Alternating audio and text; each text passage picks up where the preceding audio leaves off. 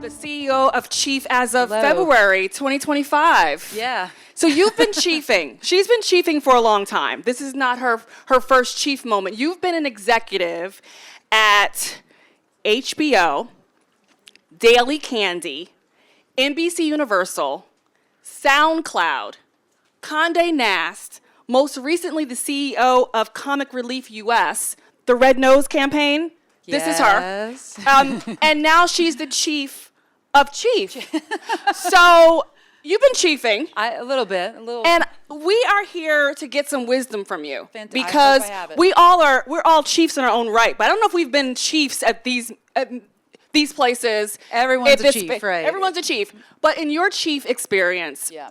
can you walk us through your pathway and some of the resources, some of the strategies that have propelled you to make the achievements that you've been able to make? Well, I'm happy to do that and walk everyone through the laundry list of why all those companies have a connective tissue in some way. First, thank you for having me, and thank you for everyone at Worth to have me on the stage today. That is an interesting, maybe, or chaotic path, if you will, through media, entertainment, technology. And that's really been a level of curiosity that I have had that has propelled me to kind of try new things along the way. But there are some commonalities, and there's two things. The first one is I thrive in an environment where I can build the next generation version of something. So if you're at a company like HBO and there's a $6 billion revenue stream and yet digital's around the corner, that's an exciting thing to be a part of, to be part of that team that sort of takes it to the next level, the next chapter, even at a company as wildly as amazing as HBO, but to think about how you retain the specialness around that kind of product and then look for other new opportunities. And I would say that for Daily Candy, certainly for SoundCloud, which is a music service and a music platform for emerging artists, opening up their next chapter for music subscription. Comic Relief, we were the Red Nose Day organization. We expanded to Kids Relief and multiple other kinds of initiatives that were just sort of broadening the pie for us. And then finally with Chief today, what an amazing organization of powerful women that have come together to kind of find respite and connection and energy about being executive women together who are seeing each other. And that is an incredible place to start. So for me, this is another opportunity to kind of think about, okay, what's that next sort of North Star for Chief? And, I didn't really time this with an election change in January, but I kind of think it's a good time. And so I'm really excited about that. The other part, and I'll just say this, and I think it's really important for me and maybe germane to the conversation, is that it's incredibly important for me in my career, wherever that's going to lead to be adjacent to purpose. And purpose for me takes on lots of different folds. So at HBO, you work at HBO, you know that you are in service to the showrunner.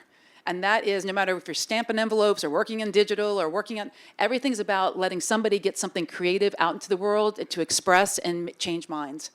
Daily Candy was my editors, Condé Nast was my editors. SoundCloud was emerging artists who did not have label backing, but were trying to put their music into the world. It felt really great to be a business wonk, frankly, side by side with people who were makers. I will say Comic Relief was the pinnacle, the penultimate of purpose. It'll be hard to top that. Working across side by side with organizations that are rooted in changing the dynamics of intergenerational poverty for children and their families, it's going to be hard to top. But this opportunity for Chief came along, and it was like, okay, this is about really, at the essence, empowering women. And having been an executive, having been mentored by executives, sat side by side with executive women, have mentored some on my own, and frankly, I'm a mama of a 19-year-old daughter who is amazing, and on the cusp of her adult lifehood. And so, if I can come and make a better world and a little pocket of it for her, that's good purpose for me. I love that. So I love your innovative spirit. I love your purpose spirit. Let's talk about the women in your circle. Yeah. We have, as we go across our careers, our entrepreneur lives, there's always a need to have a tribe, a crew. Yeah. You call it a kitchen cabinet. Yeah. Can you talk about your kitchen cabinet? Who's in it, and what are you all doing for each other? Yeah, I always talk about it like that because I just feel like that's what I've accrued over a period of time. And so the kitchen cabinet to me, and there are definitely men in that kitchen cabinet, but if I think about the real power source, it is the women that I have had the pleasure and privilege of working with across all those different locations. And so there's a crew at HBO, they know who they are, and they are my kitchen cabinet, and we kind of like navigated all of our kind of early careers. We had babies together, not at the same time, raised our children. We talked about that. We have gotten older together to now think about the fact that we're bookenders, and I'm thinking about my mom and my dad, who passed away a few years ago. And so like what that means in that next chapter and balancing both, right? So that's one crew. I've got a crew from SoundCloud of all women who are basically across the globe because that was a global organization. And these are still people in my kitchen cabinet that I talk to. Comic Relief, there's a few of them that I spent a lot of time with that are, we are on the front lines of something different. And so what that group does is provide advisory kind of like, I'm thinking this, I want to do here, what do you think? They start to know me quite well. The interesting intersection between the chief role to me is that one of the biggest kind of interesting pieces of chief, multiple things, but is the kitchen cabinet you receive as part of being a chief member off the bat. And there's a peer-to-peer advisory piece, and that to me is a kitchen cabinet. I was a founding member of chief, and I actually assumed that I didn't need a kitchen cabinet out of chief. I was just going to come and make partnerships, and I was starting Comic Relief. We're going to do some business together. I don't need this. I got a wide table of people from all these other places. I was dead wrong. So what I got from the chief experience in a kitchen cabinet is I had people that I did not have exposure to. These were financial people. They were advisors. They were Morgan Stanley. They were BCG people. They were actually like, big F finance people, okay? I do a lot of things, but I am not a CFO. So I was blown away and humbled, to be honest, that I really learned a different perspective, a different way of thinking, a different vantage point from those women. And I, maybe a bit of a know-it-all. I didn't know that. So that was a moment to be like, okay, that kitchen cabinet and keeping that wide door open is powerful. And now it's a huge table for me. And I get energy from all those groups all the time. And I think it's really been, there's, folks, my father was a huge driver in kind of where I am today or where the path that I navigated, but those women have really helped shape me. I love that. So let's talk about what we talk about at the kitchen table. Yeah.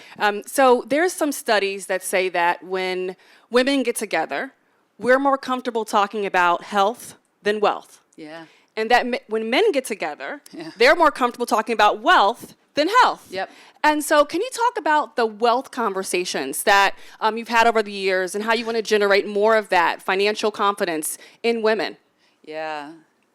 I'm of a generation where you didn't talk about like your salary. You didn't talk about your bonus. You didn't talk about, it was just sort of like, you just kind of kept it to yourself. It's been interesting to me to see the teams that I manage that are younger that are kind of like, yep, I make this and that's, I'm putting it out there for everybody. And I think that's very interesting to see.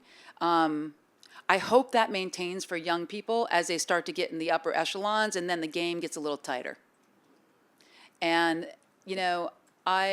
what I wish is that, to understand like financial acumen, you have to understand your own kind of worth in the ecosystem that you're playing in. And so truthfully, when you get up a ladder, that starts to get the air gets a little tight up there. And so I wish for that to not be a place for women to sort of, have a sharp elbow feel, that it's not a zero-sum game. That's A.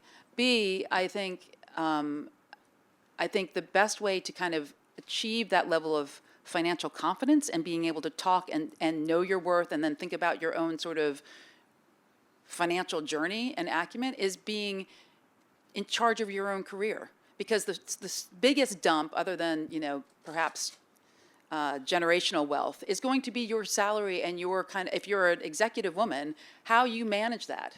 And how you see that is like your job is not just what your salary is. Maybe you stay at a nonprofit for 5.5 years where your salary changes dramatically, or you'll make that sort of calculus yourself. But having the confidence that you chose role X over Y, that you went for that promotion versus like saying no thanks, that builds incredible confidence about your ability to kind of see your own worth and therefore where your worth needs to go. And then finally, I also, I think women often shy away sometimes to be like, well, I'd like to run the business. I'd like to run the P&L.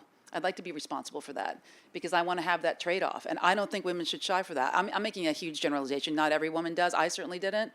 I wanted that experience badly. And so looked for it.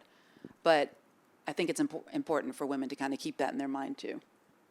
So when I see you and I kind of see a generation, I feel like we're in the same generation. I call ourselves that's a compliment. I call ourselves we're the bridge generation, right? So we're the generation that has seen technology kind of go from like very, very rudimentary to where we are now with AI. We've seen just transformational change in society and culture.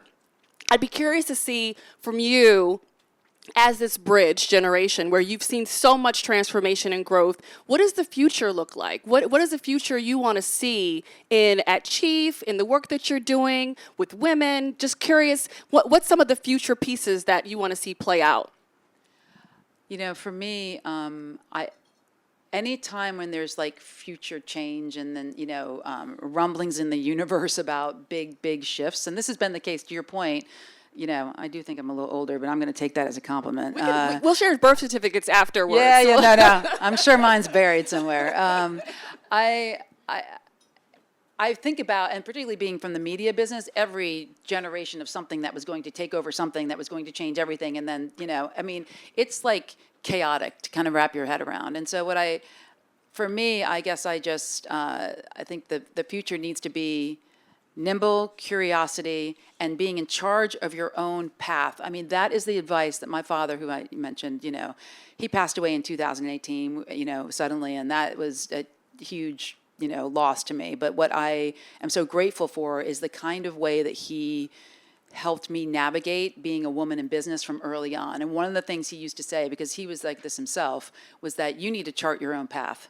You cannot be reliant, be open, be kind, have relationships, build them, but you are responsible for this. And I feel that way now. And so in the looming conversations around AI and technology and like what's going to happen and pearl clutching and all the stuff, I'm definitely, there's some freaked out stuff to think about, but I think the best way is to root yourself and ground yourself and that you have the power and the autonomy to have more control here and to seize it. And that's why, for me, Chief, yes, I'm the CEO of Chief, but I'm a believer in Chief and what we stand for in our mission. I think women need spaces, not only spaces where women only. I go to a lot of places where there's, men, and it's all great. But women need those spaces to clip in and really recharge and kind of guide each other. And that is where you learn your 3-year plan, your 5-year plan. I have a couple of conversations, even as CEO of Chief. That's fine. I was in a meeting down in Philly last week with a bunch of Chief women, and I took away 2 or 3 different things in my own head that it's just like snippets, and it's because people see, when you are seen by people like you, and you feel seen and you see them, the conversations change. And so stay nimble, stay curious, chart your own path. You have to take responsibility now for your own career. That used to be a nice to have a few years ago. That is an absolute must have now. And surround yourself in places where your kitchen cabinet is, diverse. Please, don't be talking to the same people that you talk to all the time. It's just not going to do it. And seek those places where you can come in and fill your cup in that energy and then do all those things I just said of charting your own path. I wish I had a crystal ball to know exactly what was going to happen with AI, but I think I'd be making a lot more money right now if I did. Well, I want to thank you for being a groundbreaking woman and for giving us your wisdom today. We want to thank you. Thank you for your time. You're amazing. Thank you so much. Great. Thank you.